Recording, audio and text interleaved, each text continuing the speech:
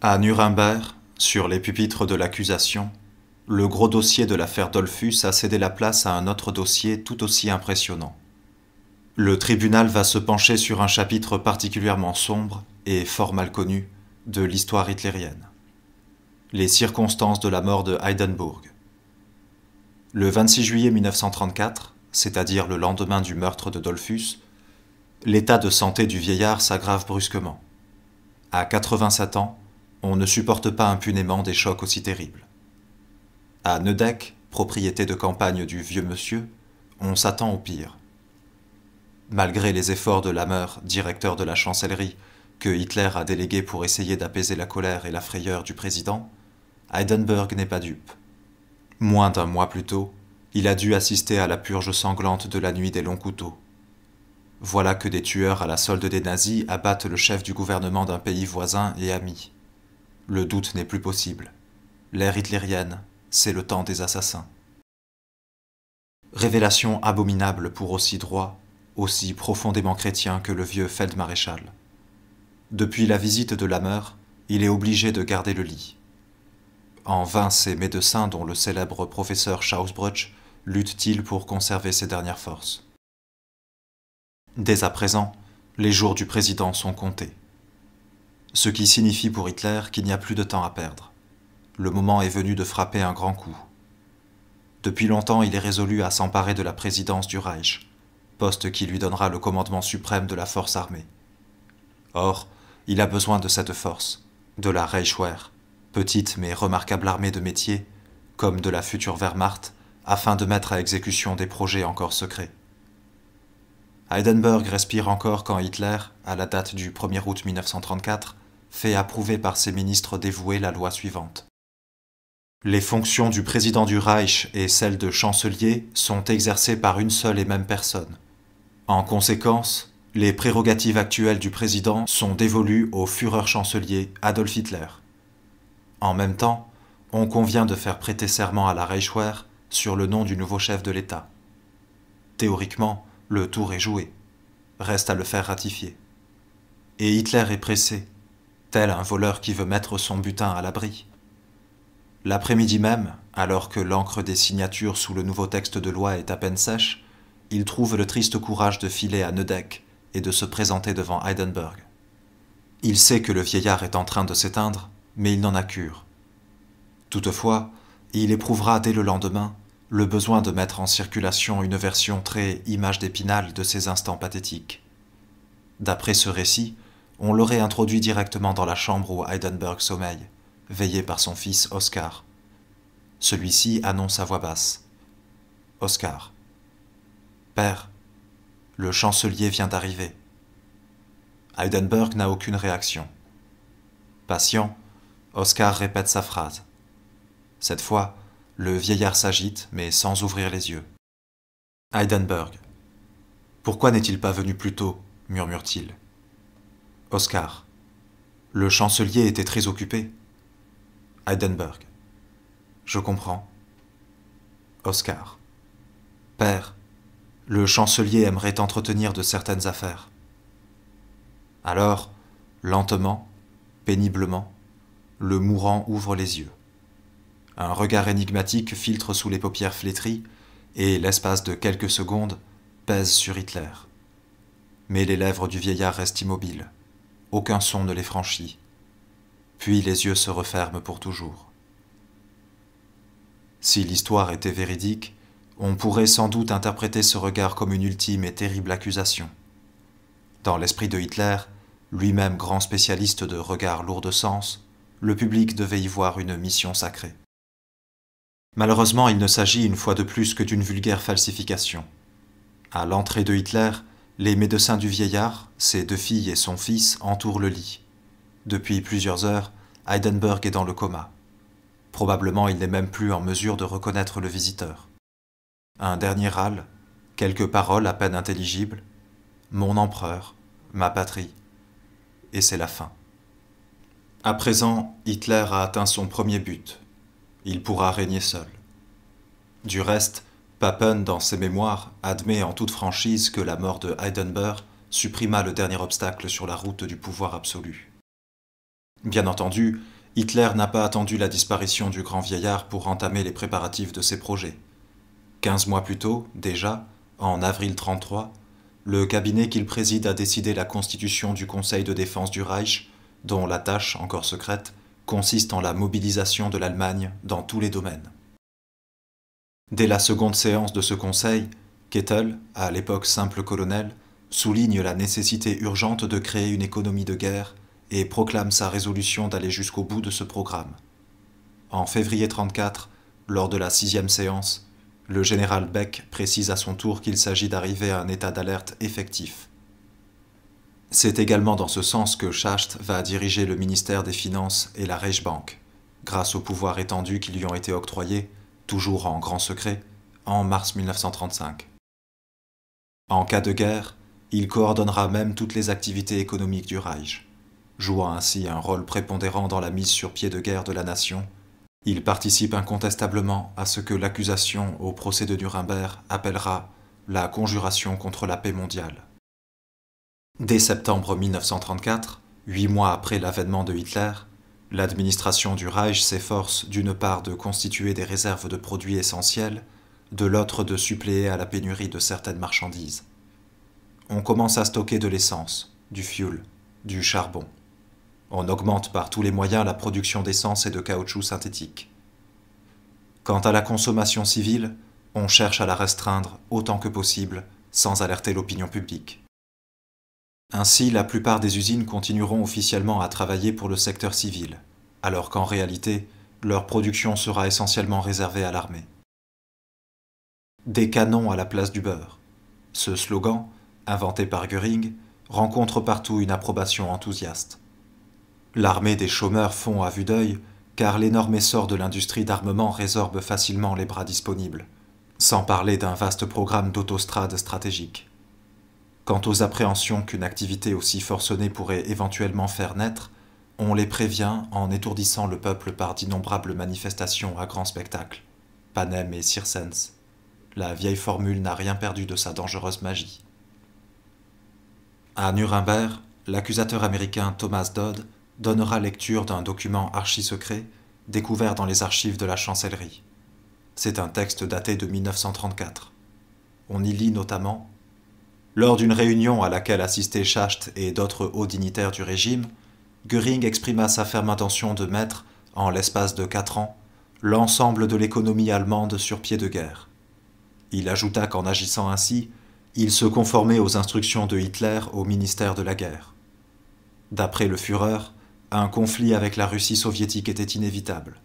Nous devions dès à présent, et dans tous nos actes, tenir compte de la possibilité d'une mobilisation imminente. » Phrase révélatrice, surtout lorsqu'on les complète par cette confidence ahurissante de Hitler. « J'ai libéré l'homme de ses illusions sordides, humiliantes, empoisonnées, qu'on appelle la conscience et la morale. » Voyons maintenant comment se manifeste cette abolition de la conscience et de la morale. Les exemples ne manquent pas. Le 7 mars 1936, devant le Reichstag, au grand complet, Hitler déclare solennellement « Nous n'avons aucune revendication territoriale à formuler en Europe. Et surtout, nous savons que les problèmes européens ne pourront jamais trouver leur solution dans une guerre. » Or, le jour même de ce discours, il a déclenché l'opération Schulung, en français « formation », le premier d'une interminable série de noms en code. C'est l'entrée des forces armées en Rhénanie, zone démilitarisée, en vertu de plusieurs traités internationaux. Bien entendu, Hitler n'est pas à court d'arguments pour motiver cette flagrante violation des conventions en vigueur. Nous avons, vis-à-vis de la France, multiplié les offres amicales et les assurances de bonne volonté, mais la France, pour répondre à ces ouvertures, n'a rien trouvé de mieux que de conclure avec l'URSS un pacte militaire dirigé uniquement contre l'Allemagne. De ce fait, l'Allemagne, de son côté, considère qu'elle ne saurait être liée davantage par des traités devenus caducs. Afin de sauvegarder les droits les plus élémentaires du peuple allemand à la sécurité de ses frontières, le gouvernement du Reich a rétabli aujourd'hui sa première souveraineté dans la zone démilitarisée de la Rhénanie. Argumentation solide, du moins aux yeux des non-initiés. Hitler a réussi à présenter son action comme une réaction spontanée et parfaitement fondée à la conclusion du pacte franco-soviétique. ce sera seulement à Nuremberg que l'on apprendra la vérité.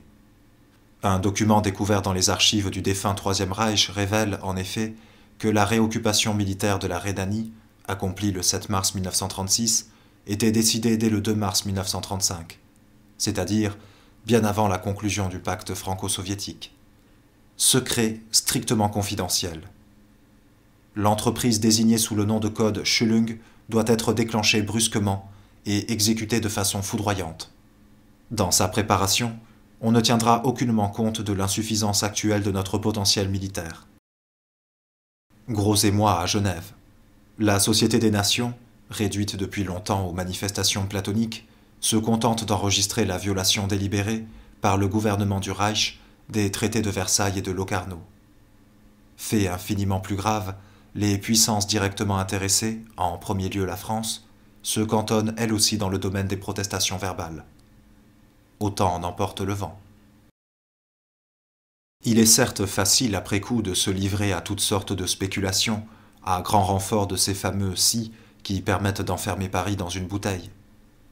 En l'occurrence, cependant, on peut dire sans risque d'erreur que la France, en ce mois de mars 1936, a manqué une occasion unique de consolider la paix. Il lui eût suffi d'un geste énergique et Hitler, ridiculisé, ses grandes déclarations réduites au rang de rodomontade, aurait dû quitter la scène. Cela aurait été pire qu'une défaite, une correction, d'autant plus humiliante qu'il l'aurait bien cherché. À Nuremberg, Kettel, au cours d'une conversation avec le psychiatre Gilbert, avoue qu'à l'époque, ce premier coup de poker du Führer lui donna des sueurs froides. Kettel. Rendez-vous compte, nous avons réoccupé la Rhénanie avec 3 bataillons, en tout et pour tout. Une folie. Il fait claquer ses doigts. D'une chiquenade, les Français nous auraient culbutés. Paris n'avait qu'à donner un ordre à ses forces de couverture, avec 2 régiments, même avec un seul, Gamelin nous balayait. Mais Paris n'a rien fait. Rien du tout. C'est justement cette absence de réaction qui a encouragé Hitler à aller plus loin, toujours plus loin. En effet, le Führer, fort de ce premier succès, mis en appétit par les lauriers gagnés à si peu de frais, va concevoir maintenant des projets infiniment plus ambitieux. 15 mois plus tard, il s'en ouvrira à quelques intimes, dont son ministre des Affaires étrangères, le baron von Neurath. Et le baron en sera tellement épouvanté qu'il aura une attaque, dûment constatée par une attestation médicale. Que s'est-il passé à cette séance qui eut lieu à Berlin, le 5 novembre 1937 ? Une réunion secrète à laquelle assistent, en plus de Neurath, le général Blomberg, ministre de la guerre, le général Fritsch pour l'armée, l'amiral Raeder pour la marine, Göring pour la Luftwaffe et le colonel Osbach, aide de camp du Führer. C'est ce dernier qui rédige le procès-verbal des délibérations. Dans l'intérêt de ses maîtres, il eût été mieux inspiré de n'en rien faire, car le protocole Osbach, retrouvé après la guerre, constituera l'un des documents de base sur lesquels l'accusation américaine construira sa thèse de la conjuration nazie contre la paix. Pièce d'une importance telle que, malgré sa longueur, la Cour en autorise la lecture complète. Le Führer, en ouvrant la séance, annonce son intention d'exposer sa pensée profonde sur les perspectives et impératifs de la situation internationale. Il ajoute qu'au cas où il viendrait à disparaître, les vues qu'il va exprimer devraient être considérées comme son testament politique. Ensuite, il commente longuement le rapport des forces, en Europe et dans le monde entier. Et enfin, il arrive aux conclusions qu'il tire de ce tour d'horizon. Pour l'Allemagne, le problème est de savoir où elle pourra obtenir un gain territorial maximum pour un effort minimum. De toute manière, le règlement des questions en suspens exigera le recours à la force, c'est-à-dire aux armes. Or, toute entreprise militaire comporte des risques. Les guerres de Frédéric II de Prusse pour la conquête de la Silésie, celles de Bismarck contre l'Autriche et la France, comportaient même des risques énormes. En 1870, seule la rapidité de l'action de la Prusse avait prévenu l'intervention autrichienne qui, sans aucun doute, eût été fatale. Par conséquent, à moins de se résoudre à une initiative totale, il faut bien accepter le recours à la violence, avec les risques qui en découlent. Ce principe acquis, Reste à déterminer le quand et le comment. Dans cet examen, il convient de distinguer 3 hypothèses. Hypothèse numéro 1. L'époque 1943-1945. À partir de ce moment, encore éloigné puisque nous sommes seulement en 1937, le temps travaillera contre l'Allemagne. Par comparaison avec les résultats obtenus par le réarmement des autres pays, notre propre force ira en diminuant. De plus, une aussi longue attente nous exposerait, chaque année, au danger d'une grave crise dans le domaine des produits alimentaires, crise que la pénurie de devises nous mettrait dans l'impossibilité de résoudre. Donc, pour établir un bilan sommaire, l'Allemagne, passé l'ultime cap de l'année 1945, se trouvera littéralement acculée. Elle sera aux prises avec d'immenses difficultés. Une puissante armée dont il faudra bien assurer l'entretien et la subsistance, l'usure de l'élan national-socialiste et le vieillissement de ses chefs. Et finalement, la menace d'un abaissement général de son niveau de vie, avec, pour corrélatif, une limitation des naissances. Sombre perspective qui ne nous laisse pas le choix. Nous serons forcés d'agir. C'est pourquoi le Führer a pris l'irrévocable décision de résoudre le problème de notre espace vital au plus tard dans la période de 1943-1945. Cependant, la nécessité d'agir pourrait apparaître avant cette date si les hypothèses 2 ou 3 venaient à se réaliser. Hypothèse numéro 2. Au cas où le malaise social en France se développerait jusqu'à provoquer une crise intérieure si grave que l'armée française se trouverait indisponible pour toute intervention contre l'Allemagne, ce serait alors le moment d'attaquer la Tchécoslovaquie. Hypothèse numéro 3. Au cas où la France serait en guerre avec une autre puissance, et l'ensemble de ses forces engagées dans le conflit, là encore, l'Allemagne aurait pratiquement les mains libres. Afin d'améliorer notre situation militaire et politique, nous devrons, en cas de guerre, chercher avant tout à écraser la Tchécoslovaquie et l'Autriche. Ainsi, dans l'éventualité d'une offensive allemande en direction de l'Ouest, nous aurons éliminé toute menace sur notre flanc sud-est. En supposant que l'évolution de la situation nous permette de passer à l'action pendant la période 43-45, on peut raisonnablement établir les prévisions suivantes quant à l'attitude des autres grandes puissances. Très probablement, l'Angleterre et peut-être même la France se seront déjà résignés à passer la Tchécoslovaquie par profit et perte. Malgré les protestations bruyantes, elles finiront par accepter que l'Allemagne liquide ce problème à sa guise. Les difficultés internes de l'Empire britannique et la crainte d'être entraîné dans une longue guerre sur le continent détermineront sans doute l'Angleterre à se tenir à l'écart.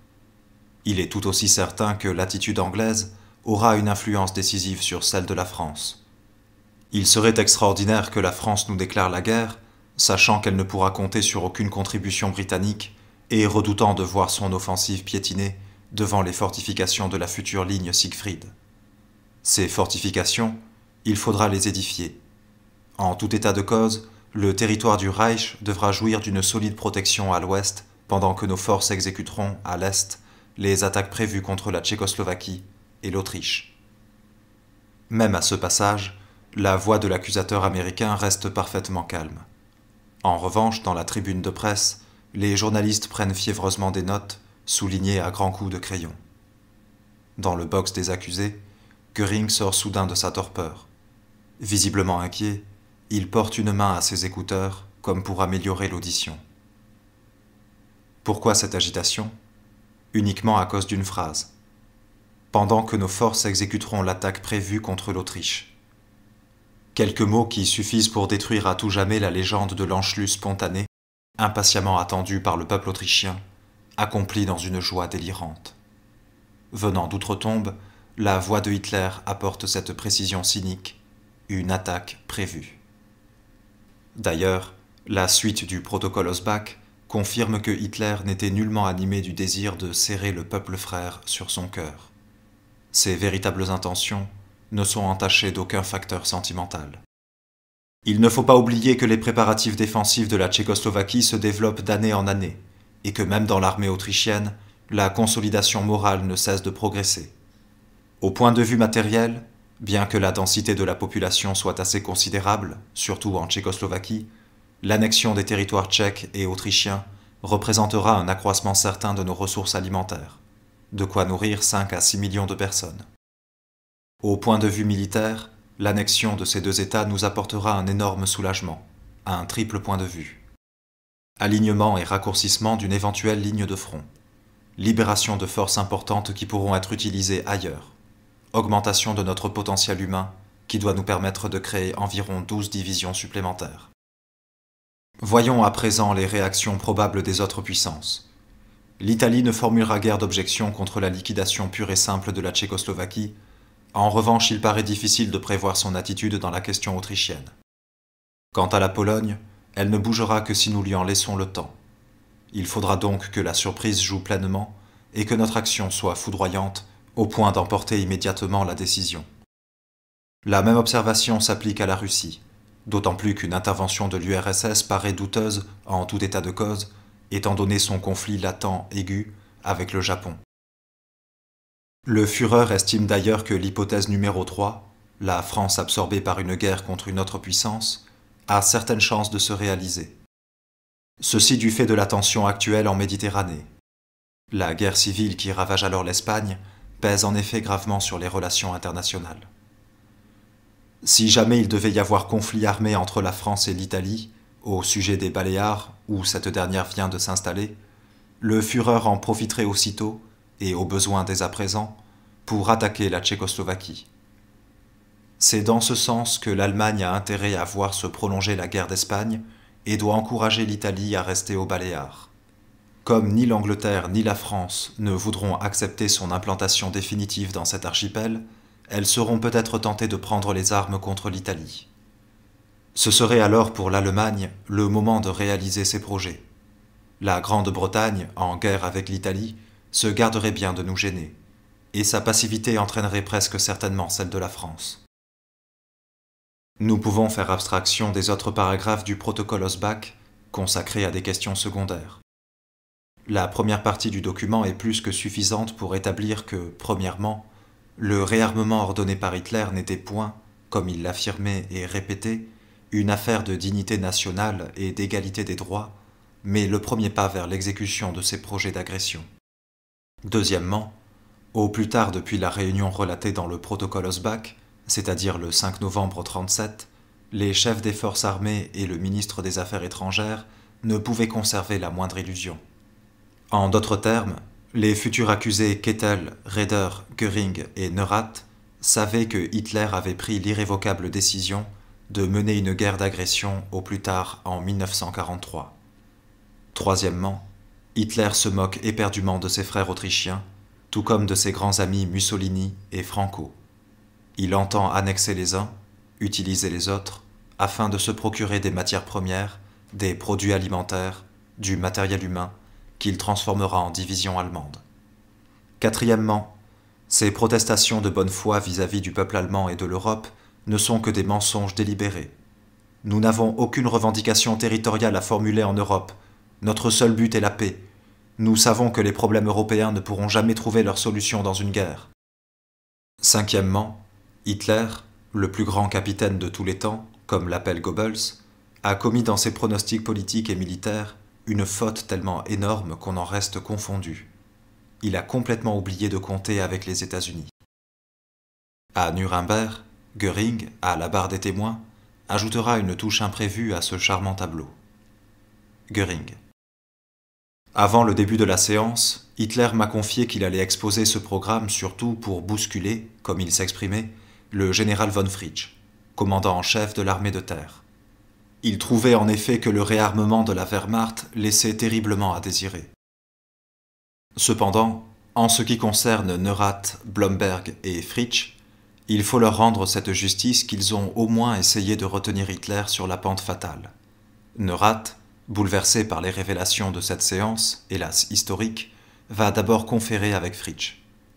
Les deux hommes auxquels se joint le général Beck, chef d'état-major, cherchent vainement un moyen pour faire revenir Hitler sur une décision aussi monstrueuse. Mais Neurath ne renonce pas pour autant. 2 mois plus tard, il profitera d'un entretien avec le Führer pour déclarer qu'il ne pouvait s'associer à une telle politique. Sa conscience lui interdit, affirme-t-il, de servir une entreprise qui aboutira inévitablement à une seconde guerre mondiale. Du reste, Hitler pourrait fort bien réaliser certains de ses plans par des moyens diplomatiques, donc pacifiques. Mais Hitler ne veut pas entendre raison. Hitler. Je ne peux plus me permettre d'attendre. Vos moyens diplomatiques sont trop lents. Les résultats, en admettant qu'il y en ait, trop longs à mûrir. Or le temps presse, il nous talonne. Neurath. Dans ces conditions, monsieur le chancelier, je dois vous demander de chercher un autre ministre des Affaires étrangères. Pour ma part, je refuse de me faire le complice d'une telle agression. Furieux, Hitler n'acceptera la démission de Neurath qu'au bout de 15 jours. En même temps, afin de dissimuler à l'opinion publique cette grave dissension au sein du cabinet, il nomme le baron membre du conseil secret du gouvernement. Et Neurath, toute réflexion faite, s'incline avec gratitude. Il s'inclinera encore quand Hitler, comble d'ironie, le désigne pour les hautes fonctions de protecteur de Bohême-Moravie, nouveau nom de la malheureuse Tchécoslovaquie. Le diplomate écarté, Hitler va s'attaquer à l'opposition des militaires. De toute manière, il n'aime pas ces généraux de malheur qu'il faut pousser à coups de pied dans le bas des reins pour les forcer à faire la guerre. Toutefois, Hitler se rend bien compte qu'il ne peut les renvoyer comme des vulgaires domestiques. L'armée ne le tolérerait pas. Alors, pour se débarrasser d'eux, il va employer des procédés qui semblent empruntés à la plus mauvaise littérature policière.